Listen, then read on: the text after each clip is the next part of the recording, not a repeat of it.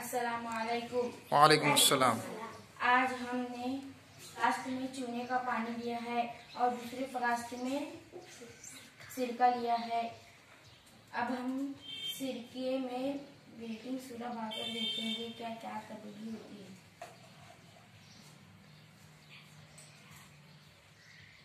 बस देख सकते हैं कि सनसनाहट आ रही है और घास खारिज हो रही है। अब वो गैस जो है, देखो यहाँ पर वो गैस जो है पाइप से खारिज होती हुई चूने के पानी में जा रही है। हाँ, अब चूने का पानी कैसा बन गया, देखो दूधिया कलर का। देख रहे हैं ना आप कितनी तब्दीली वाक़ई हुई।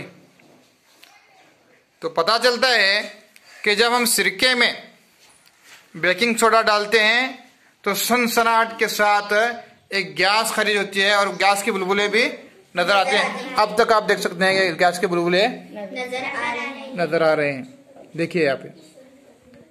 तो इस तरह सनसनाहट के साथ जो है गैस खारिज होती है। वो गैस कौन सी होती है?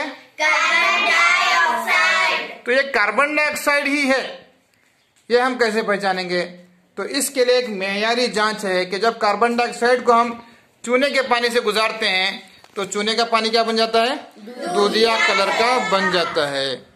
जी जी। पहले आपने सिरका लिया, उसमें बेकिंग सोडा मिलाया। क्या मिलाया? Baking soda. इसको सोडियम बाइकार्बोनेट या सोडियम हाइड्रोजन कार्बोनेट भी कहते हैं। जब डालते हैं तो एक गैस खारिज होती है। वो गैस जो है कार्बन डाइऑक्साइड होती है। क्या होती है? Carbon dioxide. और उसके साथ साथ दीगर अशिया भी बनते हैं। ठीक है। अब इसी कार्बन डाइऑक्साइड को जब हम चूने के पानी से गुजारते हैं तो ये चूने का पानी कैल्शियम कार्बोनेट बनाता है जो दूधिया कलर का होता है। दूधिया कलर का जो होता है वो जो है कैल्शियम कार्बोनेट है।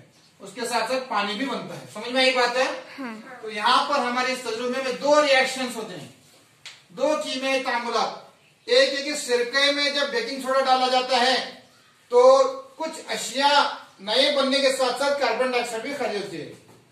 जी, जब इसी कार्बन डाइऑक्साइड को चूने के पानी से गुजारते हैं तो फिर दूधिया रंग बन जाता है। दूधिया रंग क्या है? दूधिया रंग कैल्शियम कार्बोनेट का। देखो एक